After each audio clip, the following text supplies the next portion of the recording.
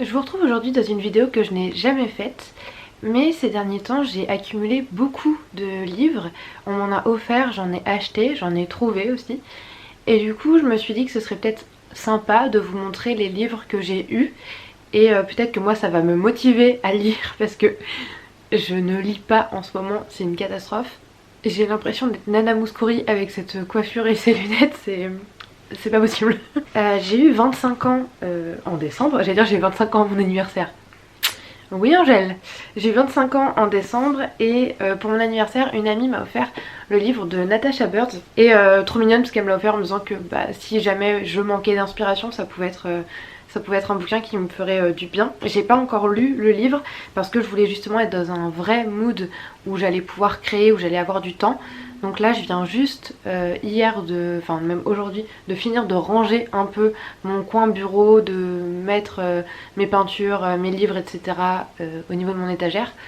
Donc je pense que je vais bientôt commencer à le lire. À mon anniversaire j'ai également eu le tome 2 de Amour solitaire. Ça m'a fait rire aussi parce que j'ai l'amie qui me l'a offert m'a dit qu'elle voyait sur Instagram que j'aimais tous les posts d'Amour solitaire et que du coup elle me l'offrait.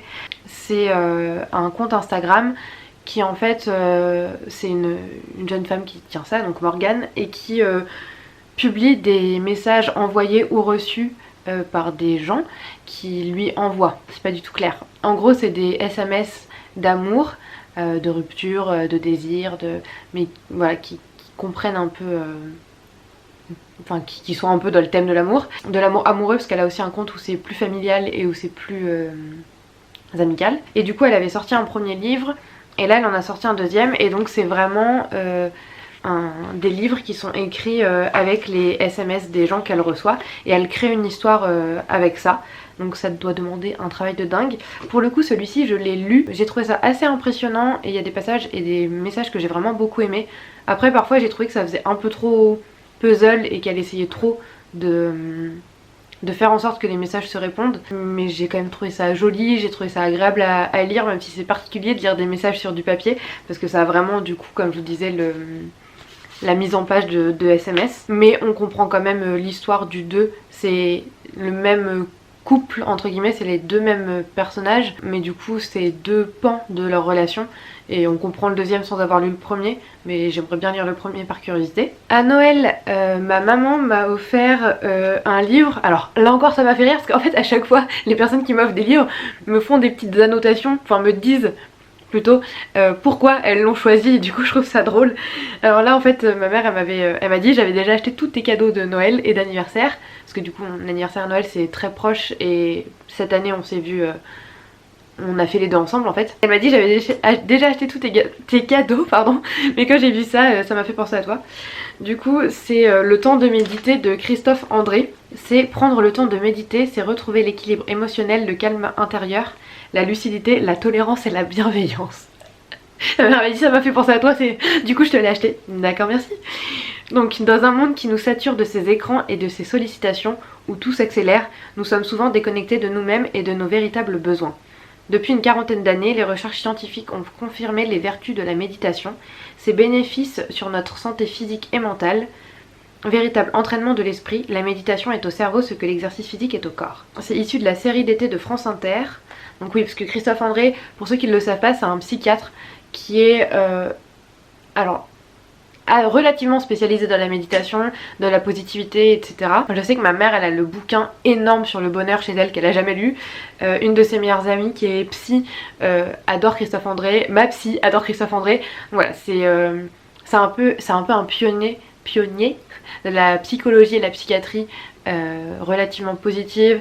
Voilà, il parle beaucoup de méditation, etc. Et donc là il y a un CD pour accompagner, c'est des petits exercices, etc. J'ai commencé à le lire le matin même de Noël, mais j'ai pas continué, et je pense que là le fait d'être enfermée chez moi va me donner le temps de le faire et va peut-être me faire du bien. Après moi Christophe André je connais un petit peu parce que j'ai un livre qui a changé ma vie sur pas mal de points, qui s'appelle Le cerveau de Bouddha. Je vous en parlerai je pense plus longuement dans mes favoris culturels ou je sais pas, mais c'est un livre dont vraiment j'ai envie de parler parce qu'il a été très important pour moi. Et en fait la préface, donc c'est un livre qui a été écrit par 2 américains, mais la préface est faite par Christophe André et j'avais beaucoup accroché à son écriture en fait, et c'est quelqu'un qui est assez intéressant, donc je suis contente de pouvoir plus découvrir son univers et ses travaux à travers ce livre. Toujours un livre que ma maman m'a offert quand elle est venue la dernière fois à La Rochelle, donc en février.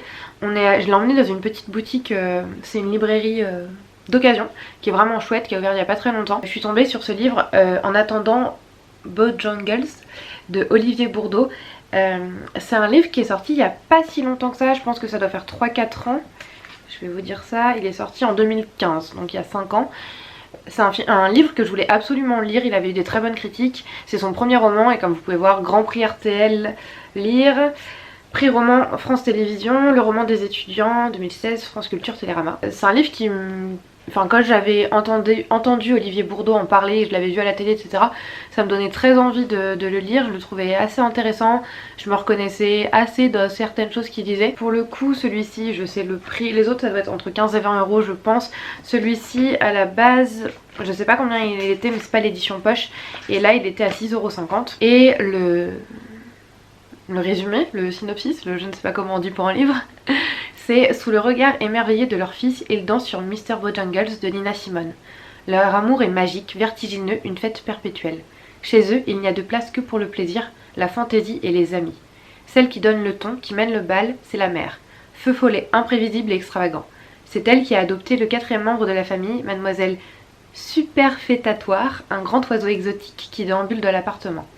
C'est elle qui n'a de cesse de les entraîner dans un tourbillon de poésie et de chimères.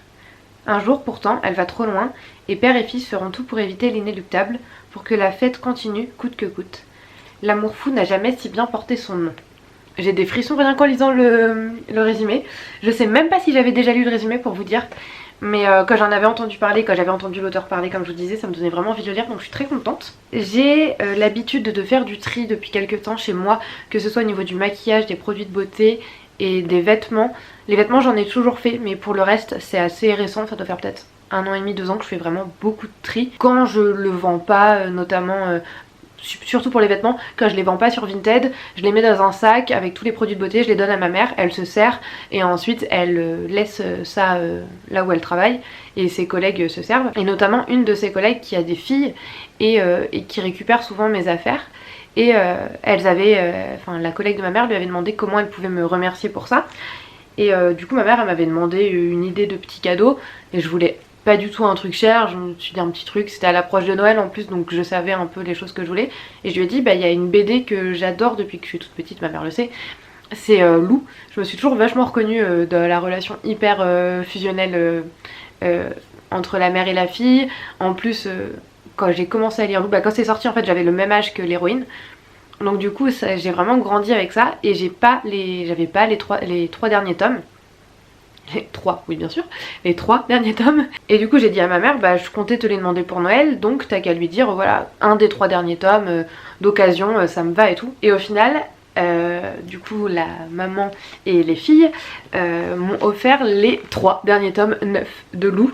Donc déjà j'étais beaucoup trop gênée et je suis trop contente. Du coup ceux qui me manquaient c'était le 6, donc l'âge de cristal, le 7, la cabane, et le 8, en route vers de nouvelles aventures.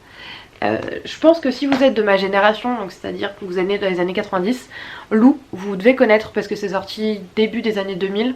Je pense que le premier il devait être 2004, 2005, quelque chose comme ça. J'adore cette BD, Julien Nel, je sais pas comment on prononce, qui est l'auteur de cette bande dessinée. Je le suis sur Instagram, c'est assez agréable d'ailleurs de voir ce qu'il partage comme contenu, etc. Et j'ai toujours aimé ces BD, il y a plein de choses qui me plaisent dedans.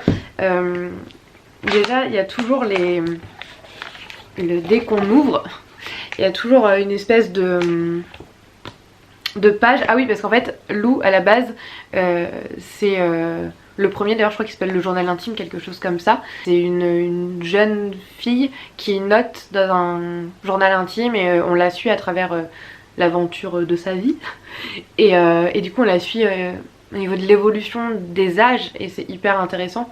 Il y a, comme je vous disais, 8 tomes. J'ai pas lu du coup les derniers, mais pour les premiers, j'ai du 1 au 5, c'était à peu près un tome une année, donc elle avait genre 11, 12, 13, 14 ans, etc. Et du coup c'était hyper intéressant de grandir avec et c'est hyper tendre, en même temps c'est drôle, c'est intéressant. Je trouve que qu'il y a une écriture pleine d'intelligence. Je voulais tous les relire et en fait je retrouve pas le tome 1, donc je suis un peu dégoûtée. Mais je pense que je vais pas attendre de le retrouver parce qu'il faudrait que je retourne chez ma mère et que bah là on peut pas bouger chez soi. Donc je pense que je vais relire à partir du 2 et comme ça je pourrai lire les 3 derniers. Donc voilà pour le premier épisode de mes hauls de livres. J'espère que ça vous a plu. Ça me donne envie de les lire du coup, donc je suis contente. J'ai ma mission personnelle qui est réussie. N'hésitez pas du coup à me dire ce que vous en pensez parce que vraiment c'est pas pour avoir des commentaires ou quoi, c'est vraiment pour savoir si c'est le genre de contenu qui vous plaît.